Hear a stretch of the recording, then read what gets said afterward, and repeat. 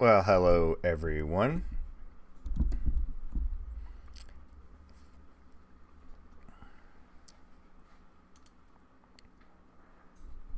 Alright, let me make sure. Hope everybody's doing well today. What screen do I need? Hello. Alright, so we're 1 minute after, so let's just go ahead and get started. So, welcome to Python Basics. And so today's question came to be from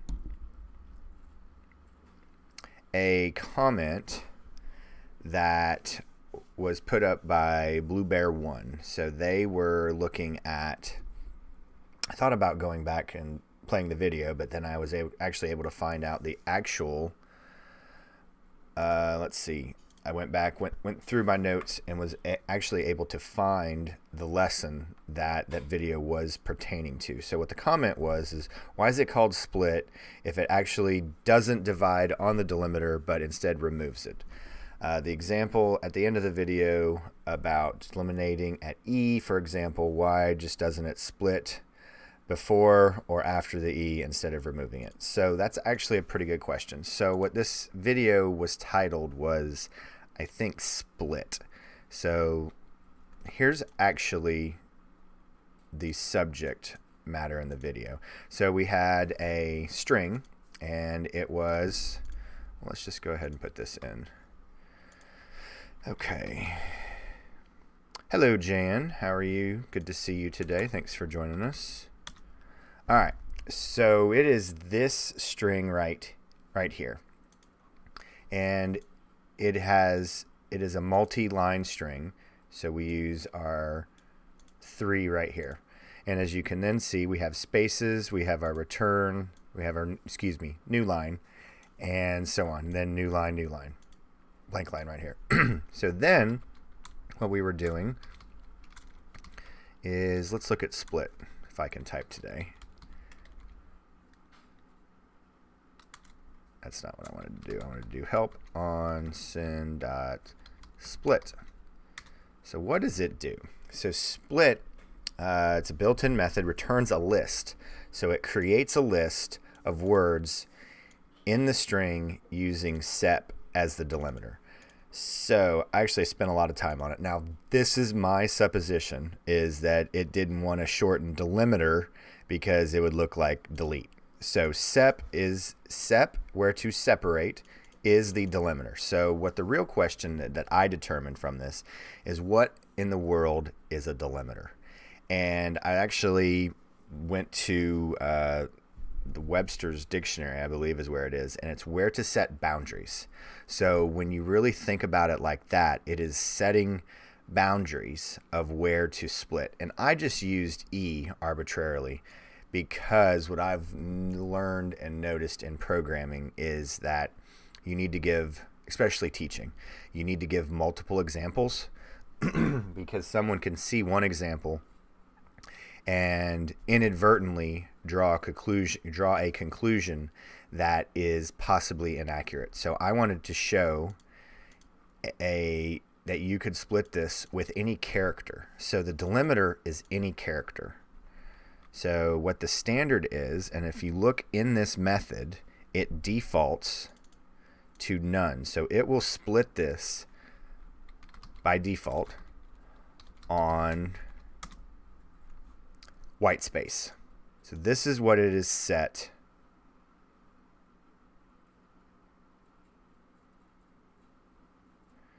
Okay. Sorry, I changed screens for a second. All right. And also this, I don't think this is going to take very long. So I know last stream was an hour. So I'm really hoping that if there are any questions, that we can open up the floor here shortly. But I want to really exhaust this and really handle any issues that somebody may have with delimiter. So, all right. So if we look here, and let's print, because I want to also draw the attention to this. So this is the actual string. When we call the string, we're calling the string right here. it is going to output all of the characters. So when you go from this line to this line, you pressed a key. That's a character. So it's a new line. This is the character for new line. And if we tab over, the character for tab is \T. But as you can see here, it delineates on the white spaces. So we get a list of words with that are nice, clean, and cut all pretty. Now, the reason why I did when I split this on E was I wanted to show what would actually happen. So if we look really, really close here, these list of characters, it's a list of strings. This is LLO space right here. And then also, if we look, I think we're right here on C. It's nice to see you. We actually have 1 and 2 here, actually empty strings that are output. And nice right here, ice, it is this with this blank space. So the way that I want you to think about this, and this is actually what is stated, is a delimiter creates a boundary. So this boundary would be the equivalent of us adding something like this. So when you create boundaries, a delimiter creates a boundary. So this right here would be on white space. So we can come through. It is creating a boundary on that character. A beginning of one, the end of one and the beginning of another. So that is the way that I want you to think about a delimiter. All right? So it isn't something that is separating a pawn. It is where is the boundary being created. That is what a delimiter is. Where is our boundaries? Where are our boundaries being created? So it's not going to take this delimiter and put it in one or the other. It is where is the boundary set, and we're setting it at, because one of the standard uses of a delimiter is like on a weather channel where you're entering multiple states or cities and you want weather upon.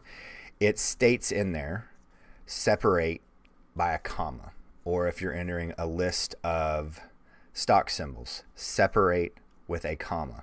So then you can take this and you can write a program, and you know you have now conveyed to the user where you're going to separate this and how you're going to separate this, or where are you going to create your boundary. When do I know? What character am I looking for?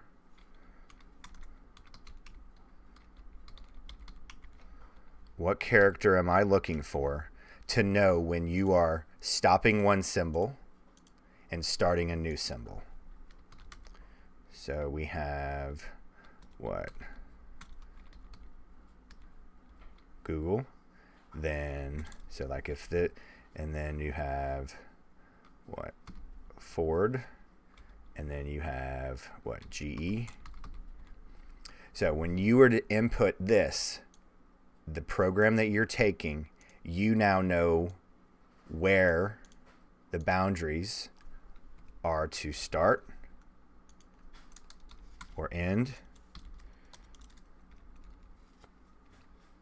Why is it my, hang on, did I just lock up?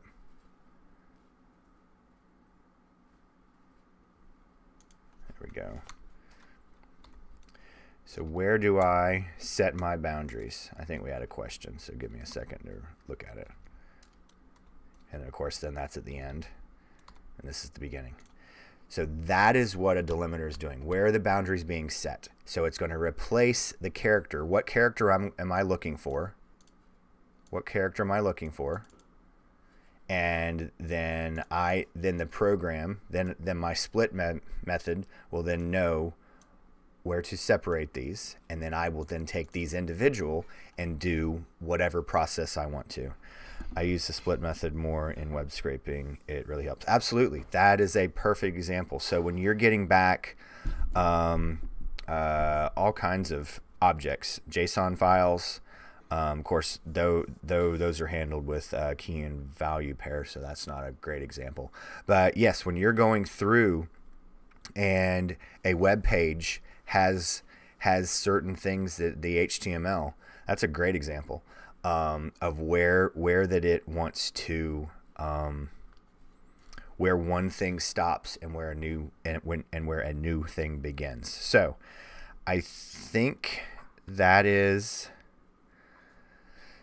really all that I can really deep dive into Delimiter. So I know we only have a few here, but are there any questions of any topic that you've been wanting to ask and I have either missed or not answered well enough or anything like that? Because I knew we weren't going to take an hour in this. So yes, I just kind of want to open up the floor and I just enjoy doing these live streams. Hang on, let me grab some water.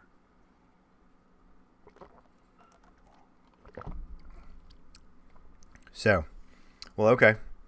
I'll wait a couple more moments. But yeah, I just really enjoyed last week's live stream. I think it went really well. I think we were able to cover a great deal of information.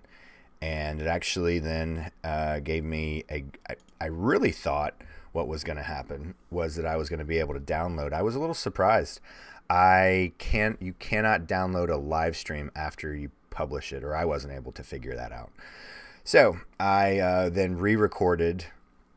I re-recorded later that night and then did that video. So, well, I'm not actually, Jan, I have not looked on Discord. Is there any thing going on over there? Let's see. All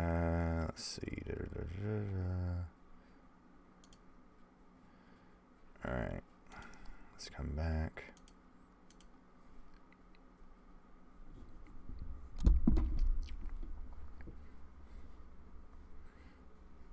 Ooh, I don't think I've actually ever heard of that package. What does C types?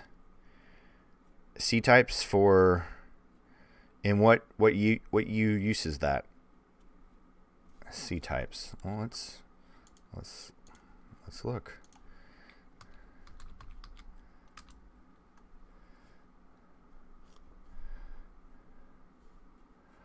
Foreign function library in Python. Is this for converting and working with C? Is that I'm reading the module right now. C types. Well, I'll have to do a little bit of research. Handles, calling functions.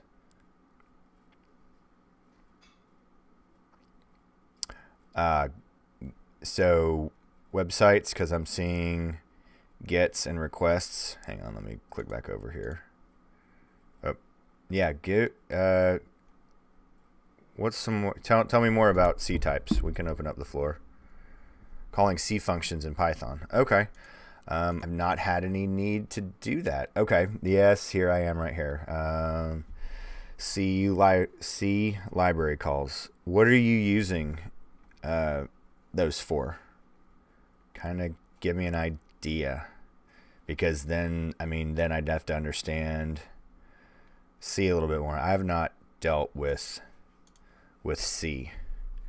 I'm exclusively right now Python and SQL. I haven't even checked. Is the mic all in my face? No. Okay, it's down. Sorry.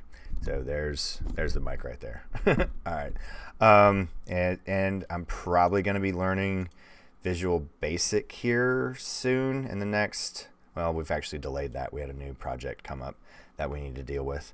But very soon, C or VB, but I've not had any need, because actually, just a little bit of backstory, back in my younger years, I was trying to learn C, actually C++, and it just eluded me to no end. No problem, Jan. Thanks for stopping by, and we'll just see you next time. All right. So C++, I just could not wrap my head around it, and it was years later. Testing framework, which testing framework would you prefer in Python? Robot framework or something else? Which testing framework would you prefer in Python? Sometimes I use it for getting high performance in Python code. Oh, okay. Actually, I know I haven't had a chance to read the literature and the documentation on it, but I heard that Python 3.1 actually really has handled all of the speed issues, and the small little snippets that I've seen are saying that it is as fast as C. But I mean, the stuff that I've been everything that I spend my time learning is, sometimes I do videos on things that I have not had any experience with, but the documentation is fairly straightforward for me to jump into pretty quickly, and then I'll able to make those videos and answer really low-level questions. So, but this running in C, I would have to have an example of what you're doing with C and then going from there. But testing, the framework, I think I did a video. Let's see. Let me see if I can see this without. I did unit testing, and I think I just used. Yeah. What? Let me see if I can find. Yeah, it was just unit test. And I don't know which, because I'm using. I don't know which video it was for unit testing, but let's see. Do I? No, I don't have the notes. But if you hit me up with that question on Discord, I will send you. I will put the link to that, because right now I'm using the streaming for 3.1.1. It is faster. Yeah. But I was just using unit test, and it was trying to think of what the example that I did and what I was needing to test, but it was edge cases, and it was a scenario where I wasn't able to think of all the scenarios, so I threw it in unit test and kind of just gave it, and it worked really, really well. So I hope that answers that. But if you jump over to Discord and post that, I think I have a playlist of unit test. So let's see. I'm really no good at C-type or C, but I just saw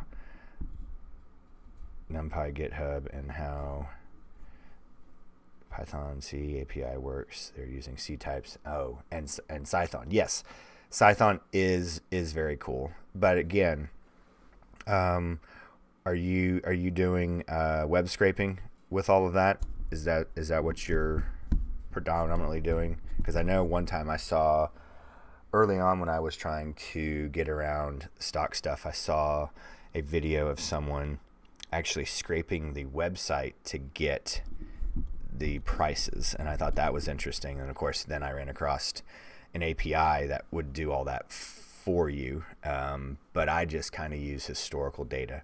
So I have not personally had a need. You created some basic projects. Okay, very cool. And again, I only feel comfortable sharing information that I've personally done, and the mistakes that I did, so I can really share those and help you get through those hurdles. But I only really, really, really prefer to make videos on subjects that I've actually personally dealt with, unless the documentation is straightforward for me, and then I would be able to make quick videos on some of the functions. But what I really want you to do is be able to come here and get comfortable and build up some successes so that then you would feel comfortable going and reading the documentation because again, if I can do it, anybody can, because you did web scraping with Python. Okay. Very cool. Yes, I mean, web scraping is a very, very helpful, but then also I would suggest, I don't know in what application you're doing the scraping, but if it's gathering data from large sources, I would see if there are APIs related to those places, and then you wouldn't have to be doing so much manual labor, and you just get a JSON file back, and then you'd have everything that you need right there. But again, it depends on what you're actually doing. What is your approach with Flask? I have not had any reason to use Flask. And do you think in this age there could be a better framework? Again, I have not. I think we did one series on what was that? I can't even remember.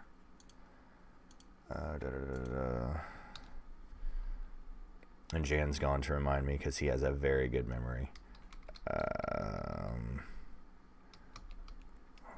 Why can't I remember? Nope.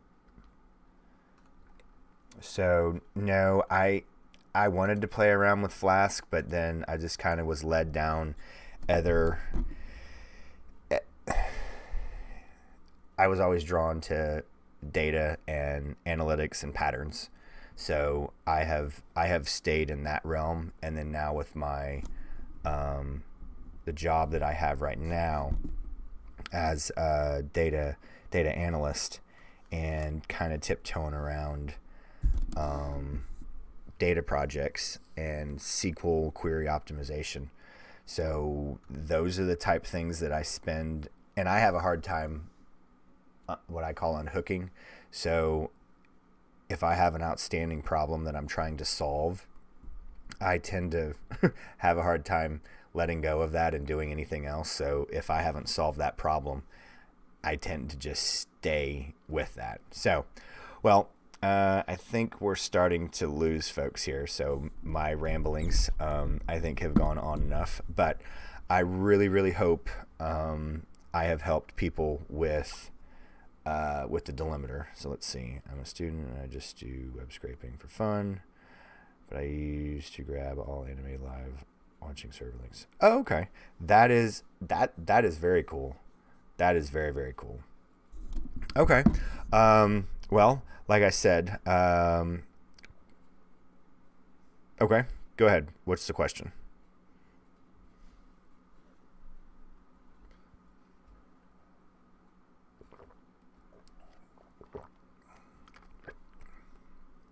IDK, go ahead with your question. I'll wait a few more minutes.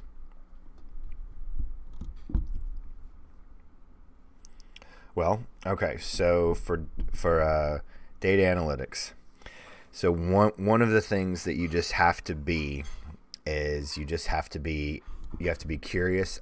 I know these are going to sound very vague answers, but when I actually got the position for the role that I have right now, is I was actually very, very, very concerned if I was going to be qualified.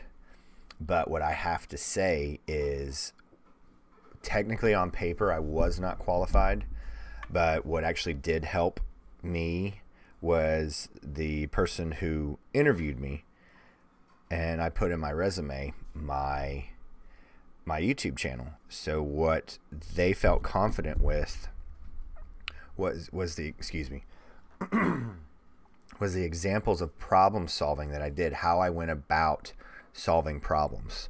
So he didn't have a concern of me needing to learn SQL because I already knew how to think through a problem. I'm at my year 3 CS and I want to do data analytics in the future. So I am required to get a master's degree in statistics. Well, that's interesting now for maybe data science, but for data analytics and BI and Tableau, I have not. I actually have no formal education. I I did not. I learned so slow. College did not work for me. I could not ingest the material at the rate at which they were sharing. So over those 20 years that I've been doing things on my own, but when I understand something, I understand it probably better than anybody else, because the drip drip drip that it becomes a part of me. So I know that's a little bit more, but I say this to get to the point.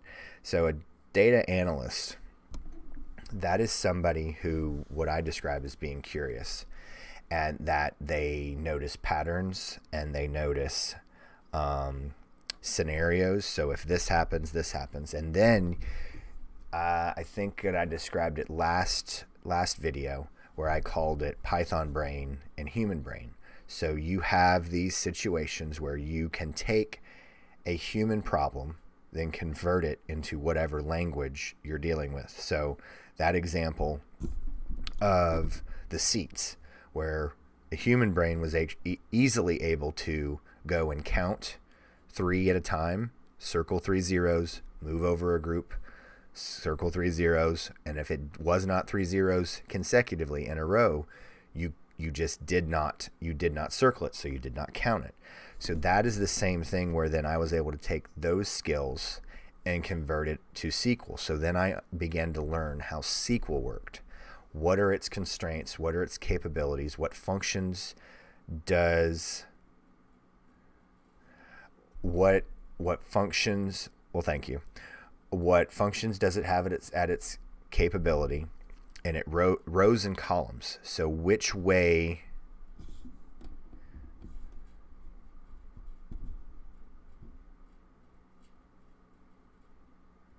Very true. So which way does it work? So it's how are you going to convert human brain into whichever language you're using? SQL, Python, NumPy, which is still Python. And then I'm going to be going through this again with Visual Basic. So whatever, basically, and I'm reaching out to, I think you've seen on my, well, if you've watched any of my videos over on the channel, it is, I'm looking at the book, but SQL for Data Scientists. That's my end goal, is that in the company that I work for, there's literally a job in every role of the profession. So right now I'm a data analyst. So I moved from one area of the building to another complete different area of the company. And I actually am now a remote worker. I work from home, and I get asked questions. And I then dive into, well, first, the very first thing is I have to find out where that data resides, where it lives. So I have to find the tables. 2 years ago, I started programming, and I was just watching your live stream. Oh, wow. So you come all the way back from the free code camp days. Yes, that was a while ago. I have some of those pop up, but yes, I really enjoyed those live streams, and I actually took those videos that I created at the beginning of my channel and started putting those into live streams. And I just kind of wanted to share the journey that I went through. But to answer the question of wanting to go into data analysis, data analytics, to become a data analyst, is that you have got to hone your problem solving skills. I can't say that enough. And I spent years, I actually, what would I suggest? What would I suggest? All of those online websites that you have real life problems like that, like the one with the stadium seating. I am obsessed with that problem, because that is exactly what you would get asked in a job. That is exactly a question that I would get asked in my job. Well, how is this and this and this and this? And you want to become so comfortable at solving problems is that when you get asked a problem, you already know how you're going to attack it.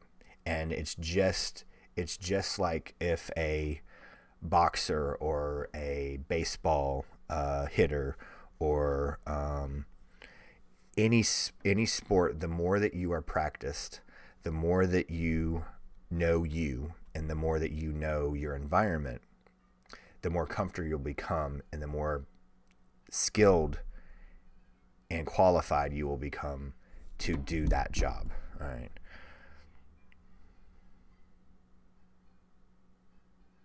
Okay, so you are, for one who is in testing, to move to development and or data analyst role. So, okay, that's actually kind of an interesting question. So the role that I have right now is I'm on a very interesting team.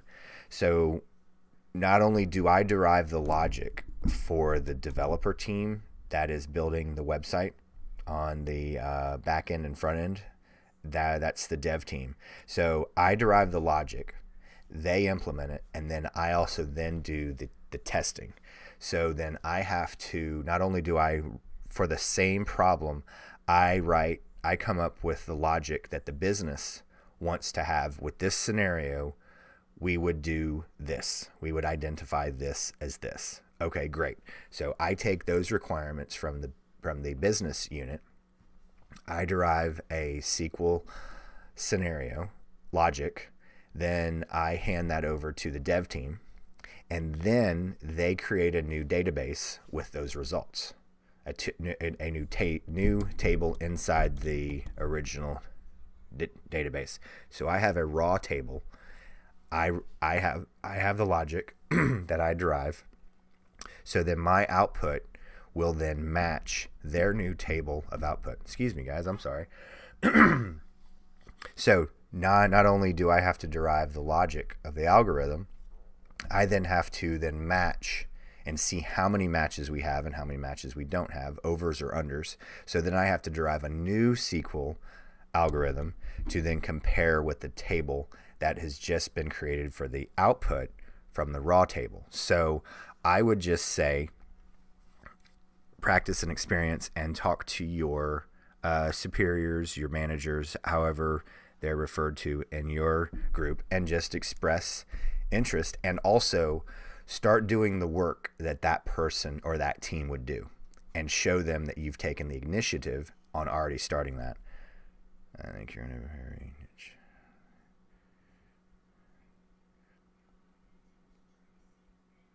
I do have a GitHub, yes, and it's on any video link that is down in the description below. It's been down there for about a year and a half. I lose track, but yes, even in the link down below, or in the description down below, is the